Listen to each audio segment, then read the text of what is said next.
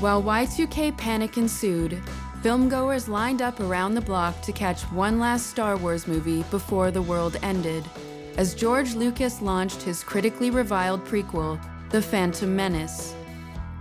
Yet Hollywood wasn't dominated by franchise cinema, as a new wave of auteur filmmakers made their mark with films like The Virgin Suicides, Being John Malkovich, and The Matrix. But it was the plot twists of films like Fight Club and The Sixth Sense that had audiences talking. It's 1999, tensions about the future are running high. We're worried about Y2K wiping out humanity. What comes along but The Matrix? The Wachowskis just lay this movie down on audiences like a nuclear bomb. It explodes. It brings the most cutting-edge computer technology, camera movement, and also merging that with some of the best martial arts choreography ever photographed this side of the Western Hemisphere.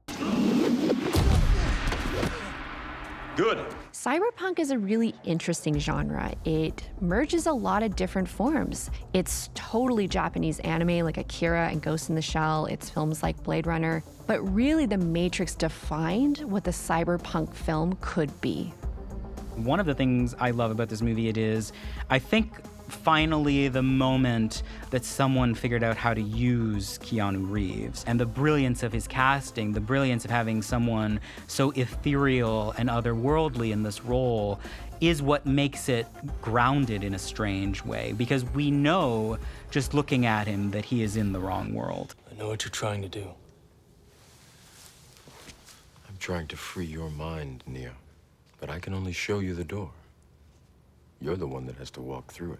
The Wachowskis, from the very beginning of writing this, talked about how it is about a character that finds themselves in a box and needs to find their way out of that box to become their true selves. This, of course, has later been discussed as a trans narrative. And when you go back 100%, you can look at it, you can see it. And this is both the Wachowskis who transitioned later in the 2000s. This is exactly what they were writing about. There's a lot of really obvious connections. Obviously, it's a world where you take a pill, which realizes a more authentic reality. But there's other little touches that I think are great as well. For instance, I don't think it's a coincidence that Keanu Reeves and Carrie-Anne Moss look almost like twins.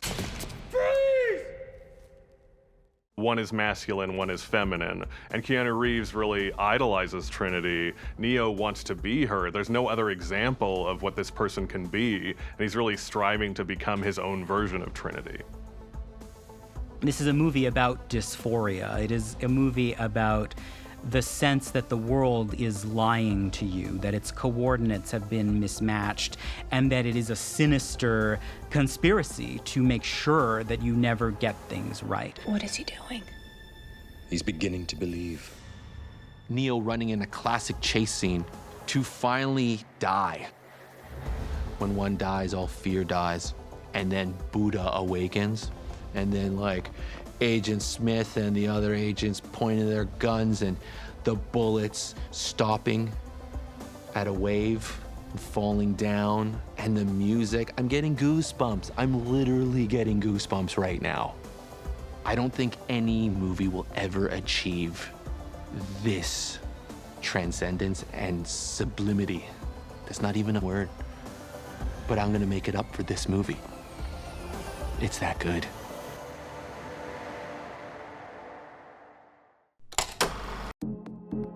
So in 1999, Existenz is the kind of indie rock B-side to The Matrix. The Matrix is sort of the top 40 hit, and Existenz is kind of the B-side. It's a movie that engages with a lot of the same themes, but it comes at it from a very different sort of industrial position. It's more independently made. It's a Canadian film by a Canadian director. It has an international cast, and to some extent, its thriftiness and its lo-fi aesthetic is part of the impact. Whenever I come out with a movie, there are a bunch of other movies that come out that seem to be somewhat the same. I mean, when I did Dead Ringers, I swear there were 5 twins movies, including Big Business, that had 2 sets of twins in it. So in a way, I guess I'd be disappointed if I come out with a movie that's about alternate realities and there shouldn't be other movies. You know, I'd feel lonely. One thing with David Cronenberg is that he's always one step ahead, especially with Existenz. You've got a woman gamer who is absolutely fearless, and she has this hit put out on her. But she's not gonna mess around. She's gonna get in that game and find out what's going on. What precisely is the goal of the game that we're playing now? You have to play the game to find out why you're playing the game. It's the future, Michael. This is a film that is jam-packed in every frame with ridiculous props. Props that I still can't believe were designed in 1999. It's Cronenberg once again working with longtime collaborator Carol Spear, and you really get a sense that Carol Spear is running amok. All of these cords and these game pods, they're fleshy, they look like sex toys, they're so shocking and so gross, and yet you really feel like they're part of your body. Existence is also David Cronenberg going back to his roots, especially the fact that the organic video game aspect is something that no film did as well as that picture. The way that it makes all of this technology look gross. There's talk about the fact that, like, oh, you're gonna get infected on the jack that you have. That is way far away from the gleaming kind of technology of The Matrix. The Blair Witch Project was such a big deal to cinema, and not just within horror. Not only did it reignite the found footage subgenre, it was the first film to really be marketed online, to kind of leverage the internet for viral marketing, and it worked. The idea that you could spend less than $60,000 on a film and have it profit $250 million in its opening weeks really shook Hollywood. People kind of dig the whole underdog thing, and it's like these guys coming out of nowhere, and all of a sudden, you know, they have no money and they just have a good idea, and they break every single rule that Hollywood has you know, has etched in stone into their book, and all of a sudden they're competing and they're even beating some of the Hollywood movies of the summer. The hype of the Blair Witch was in not being able to determine whether or not it was actually a documentary, whether or not it was actually real. The marketing was entirely focused on making you believe that the lead actors were missing, were dead. They didn't exist past this movie, and there was no way to find out truly if that was the case. So the movie was dangerous. The actors in the Blair Witch Project were on their own. They were sent off into the woods with GPS trackers and an early version of cell phones, and all the direction was really done remotely. These are actors who are really improvising extremely well. When they would show up at the campsites, there would be these little film canisters with little messages for each of them, telling them what the next plot point was and what had just happened, and then they would shoot themselves doing that thing. I think the star of the Blair Witch Project, the performance that's undeniable, is Heather Donahue. Obviously, the "I'm sorry" speech became immediately iconic, and that's all her. There is nothing really written. They had an idea, and she just went with it. And it's all because of me that we're here now. Hungry, and cold, and hunted. When it actually gets to the house at the end, I've never been more scared. Everything leading up to that seemed completely believable. That when we actually got to the house and it became a full-blown horror film, I really thought what was happening was real. Come on! I hear him downstairs! It did a very good job of unnerving me. And I remember walking home from the screening after midnight that night. It was too late to get any shuttles, too late to get any buses, and I found myself in some ways as unnerved as a kid walking home late one night and finding himself, you know, lost.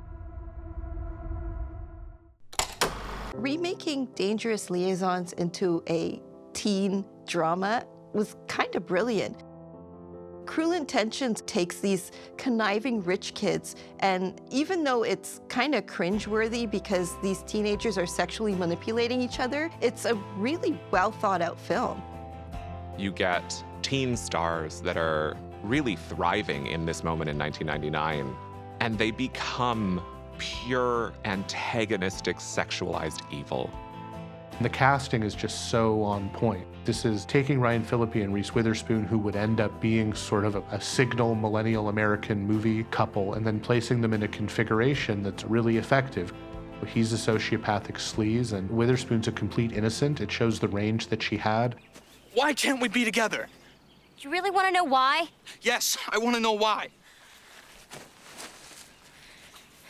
It's because I don't trust myself with you.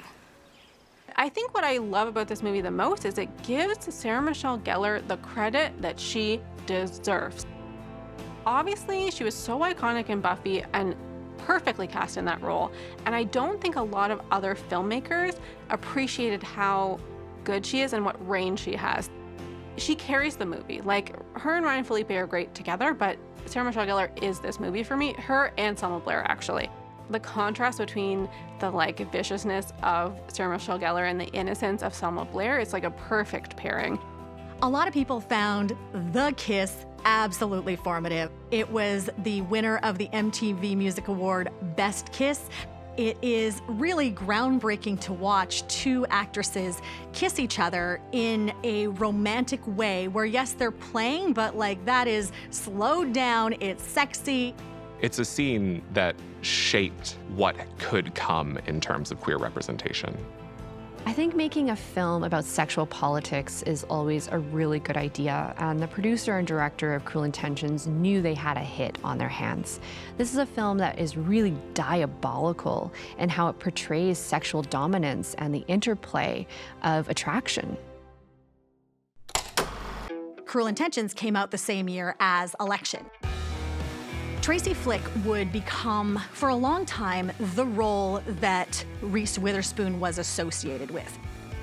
In Cruel Intentions, that role was kind of pressed upon her, whereas Tracy Flick, she saw this character and went, there's a lot I can do with this and I can have a lot of fun. I had one of the best experiences I've ever had making a movie on this movie, because it was just so delightful to wake up every day, go to set and be so despicable, and get to go home and take it all off. To see Matthew Broderick as this sort of Ferris Bueller gone to seed, who was privileged and beloved and is now tolerated, who becomes obsessed with someone who is his younger self, effectively. I can't wait to start campaigning. Well, it should be easy for you. So far, no competition. Yeah, but Coca-Cola is by far the world's #1 soft drink, and they spend more money than anybody on advertising. The scene when she rips down the posters in the hallway, I love that scene because it just shows how passionate she really is. This is a big deal for her. It's not a big deal for all of the other candidates, but for her, this is the thing she's been working towards. This is the thing that she wants more than anything, and it sucks to see men tear down teenage girls' dreams. One of the things I love about Alexander Payne's movies, and of course Election is right at the top, is that he takes these moments that he makes sort of Shakespearean. It's like this battle of man against man, man against nature, but it's always something so teeny tiny and so everyday. In Election, it's a high school election. It's the smallest thing in the world, and he is unafraid to show real life as being the kind of operatic, emotional roller coaster that it is.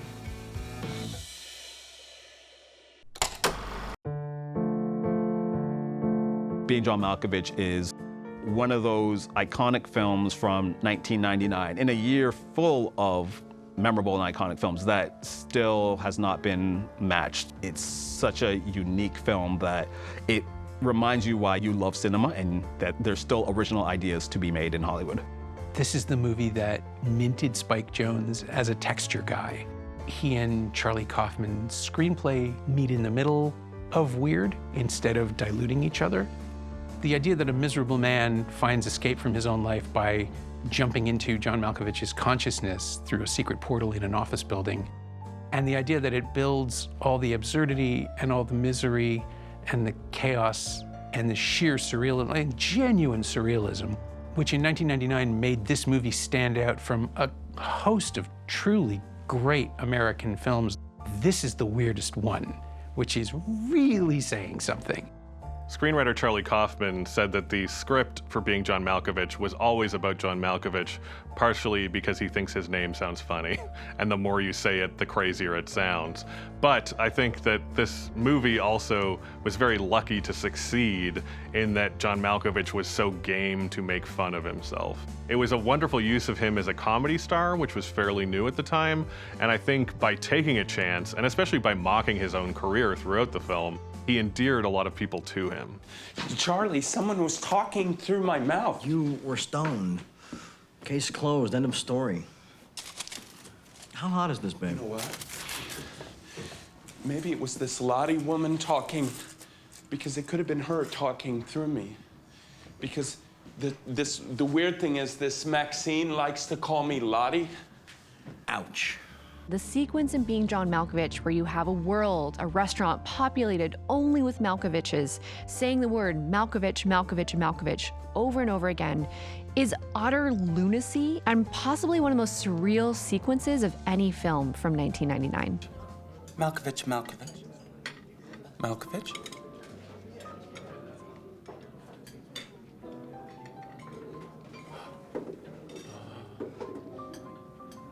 Malkovich! Malkovich. You can use it as a movie about philosophy. You can use it as a movie about gender identity and fluidity too, because there's a lot of moments where, you know, men get inside women and women get inside men. But it's a movie mostly, I just think about what a good director Spike Jonze was at that point. I don't know if he's ever matched the kind of elegant and masterful simplicity of how he made Being John Malkovich. It's just a beautiful piece of filmmaking. I think we forget sometimes that Being John Malkovich is a debut from Spike Jonze the same year that his wife, Sofia Coppola, debuted The Virgin Suicides. In 1999, Spike Jonze and Sofia Coppola were the it couple. They were a couple that were really going to change Hollywood.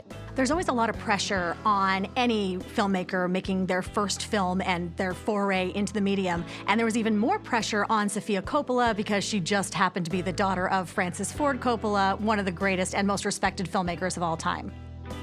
I love Kirsten Dunst. I just adore her. And she has this special talent for this chirpy, blonde sadness, you know, that you almost don't see coming. So it's kind of manic in a way. And she does it to perfection in this film. These girls were really lonely. Their parents want to keep them so protected. The only revenge that these young women have is body autonomy. It's whatever they can control, and they can't control anything except their own bodies and their own lives. Kathleen Turner brings such an incredible performance as an aggrieved mother who doesn't know what to do. You see a woman who is trapped by the constraints of expectation of herself from the outside, from society, and so traps her children. There's a scene in the film where the girls are having a family dinner with the neighborhood boys. And we see Lux, played by Kirsten Dunst, chastised by her mother because she's revealing too much with her spaghetti strap dress. Lux, please put your shirt on this instant.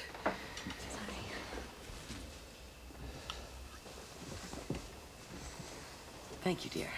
You really see kind of this fever pitch of the fear of these girls' sexuality, the fear that they're desired. However, you can't keep them in a bell jar, and that's why the film unfolds the way that it does.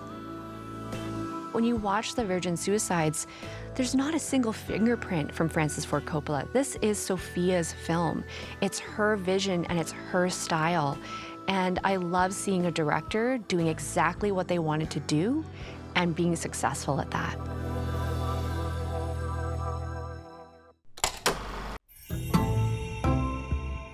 Generally, when something has American in the title, it's sort of punching above its weight intellectually. It's trying to say everything about its subject in relationship to the country and the culture and the moment. So it's not just about a psycho, it's an American psycho, or it's not just about an idiot, it's an American idiot. What American Beauty does is it kind of performs like this berserk, ironic sitcom. You have this unhappily married couple, you have their disaffected kids, you have their wacky neighbors, you have all kinds of romantic and sexual intrigue. The film was written by Alan Ball, who would go on after American Beauty to really helm the golden age of television with his series True Blood and 6 Feet Under.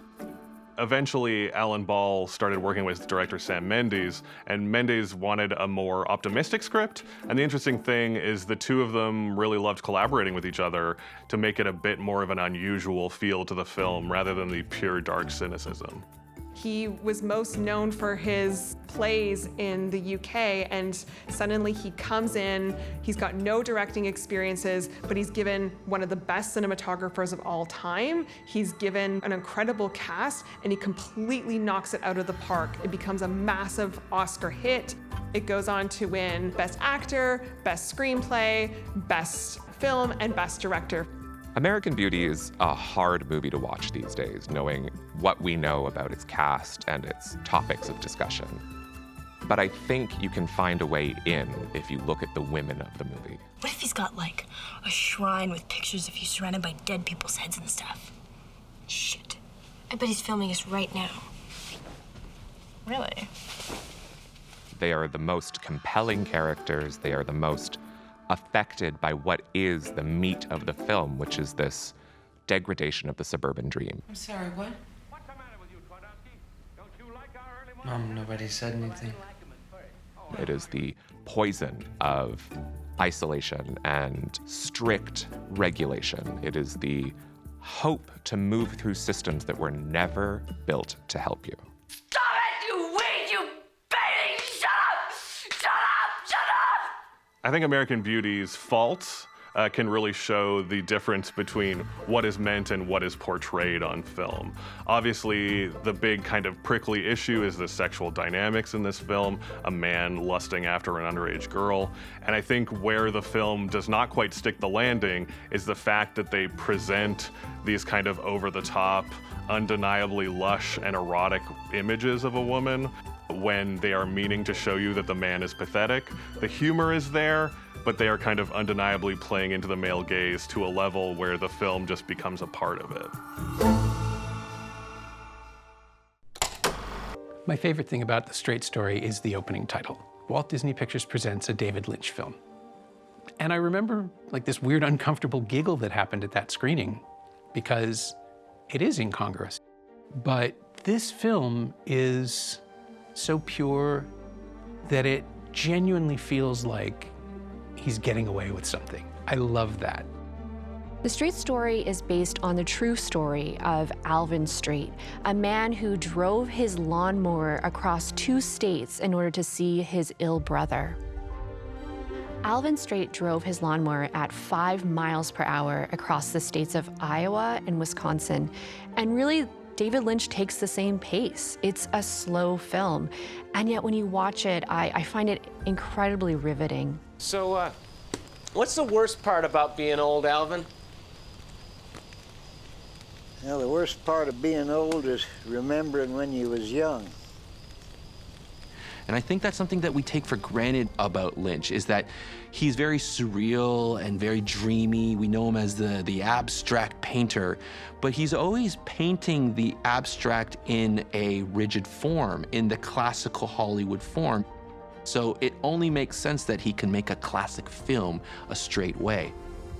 Knowing that Richard Farnsworth is battling cancer while performing this role, I think is pivotal. This is one of his key performances. This is an actor that is beloved in Hollywood history that didn't get enough acknowledgement. In the end, Farnsworth would be nominated for Best Actor at the Academy Awards that year, and it's a fitting tribute to an actor's career that really was under-acknowledged at the time.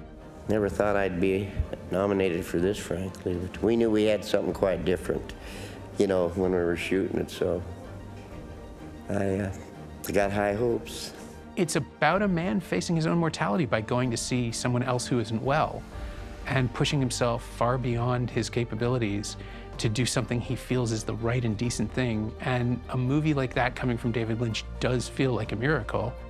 The Straight Story may seem like an oddity or an outlier in David Lynch's filmography, but when you watch it, you realize that this is pure Lynch. His obsession with Americana is here in The Straight Story, and all of Lynch's films are really about communities and digging deep into what holds them together.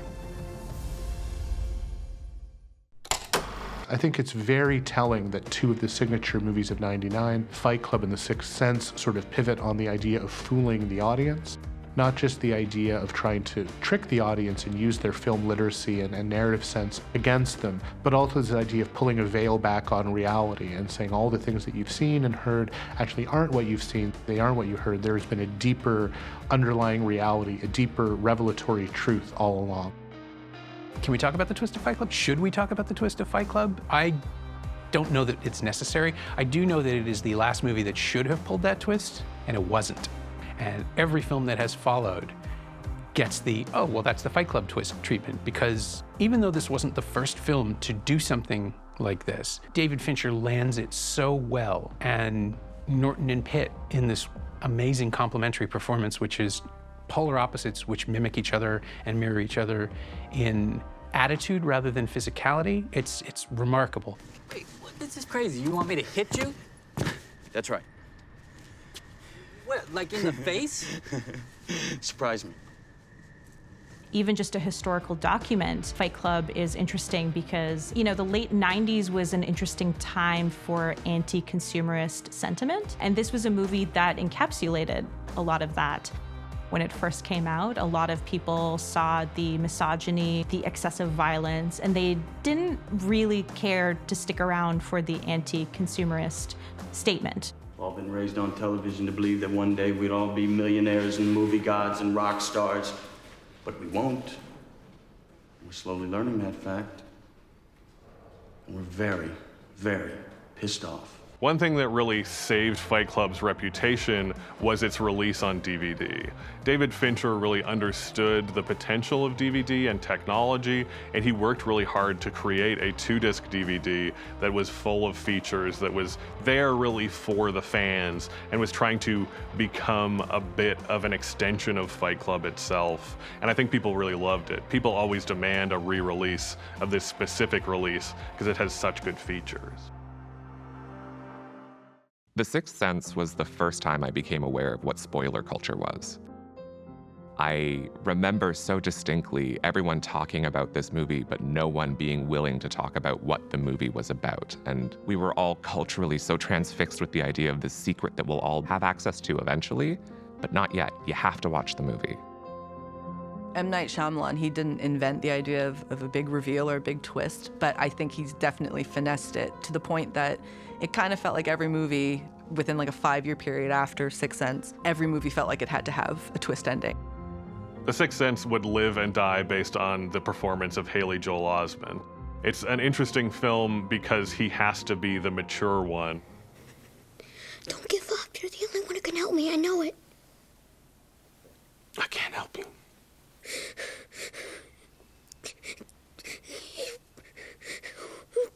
Someone else can help you. You believe me, right?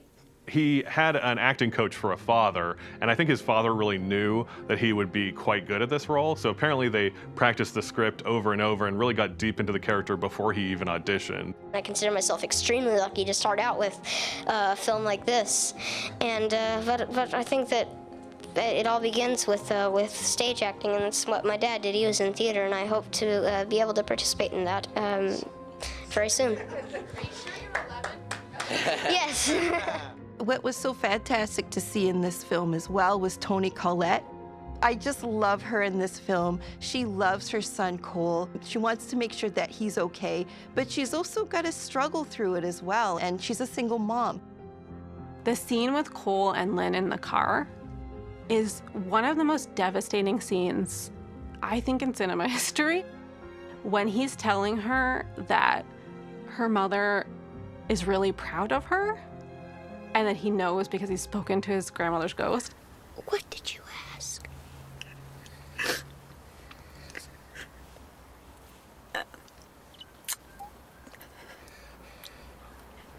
Do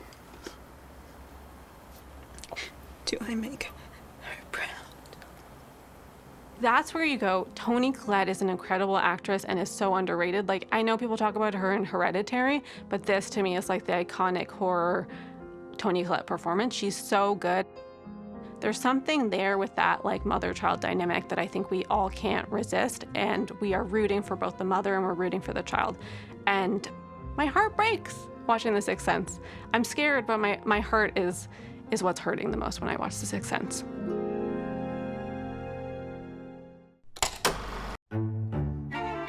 Tom Cruise in 1999 is a very different figure from Tom Cruise in the 80s or Tom Cruise in the 2000s. It's alleged that this is a time where he was the most distant from the Church of Scientology. It was a time where he was married to Nicole Kidman, and it was a time where he seemed to be seeking the most experimental roles. It's hard to overestimate the power of Tom Cruise and Nicole Kidman at this point in history. There was no bigger story than Eyes Wide Shut. This thing shot forever, 400 days. Tom and Nicole weren't allowed to talk about it. They were at the peak, probably, of their physical beauty, the peak of their powers. They were working with Stanley Kubrick, who was and probably still is one of the most revered directors. We knew there were going to be sex scenes. So the excitement to see the movie when it came out was incredible. This movie had a lot of hype about its eroticism and about how it was going to be like a 2-hour porn.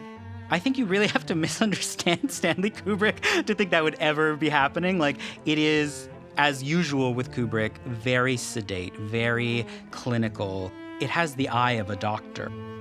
Nicole Kidman has never been more beautifully shot as she is in this movie. A beautiful movie just to look at, up to and including the sort of costume design of these amazing Venetian masks at this very silly sex party that Tom Cruise attends. The strongest performance in Eyes Wide Shut is really Nicole Kidman. She is this character who is both sexualized and desexualized. She is in this struggle as a, sexual woman and a mother.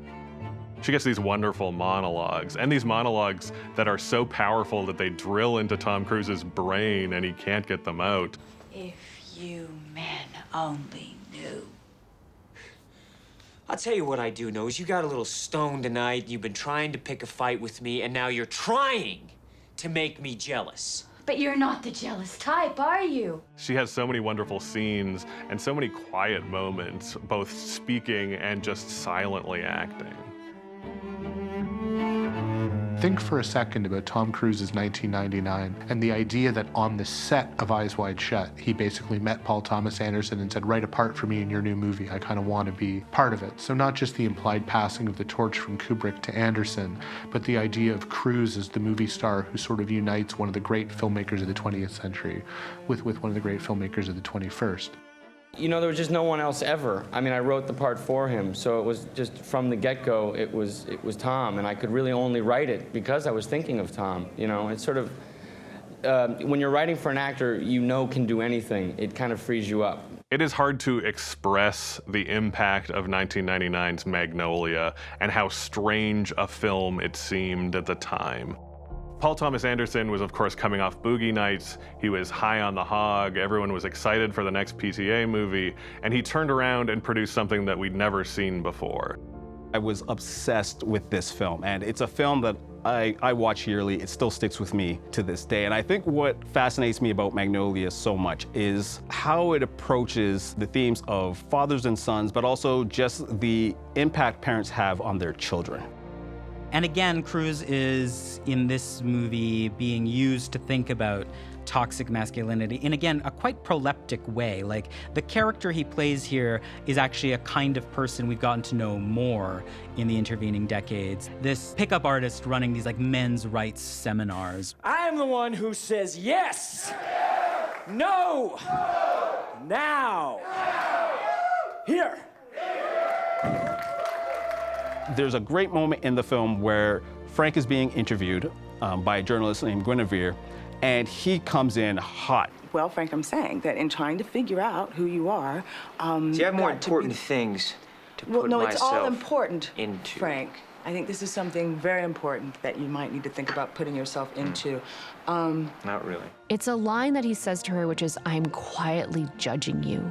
And if you zero in on Tom Cruise's face, it is utterly terrifying.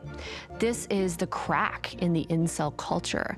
This is true toxic masculinity. He looks like he's going to lunge out and kill her.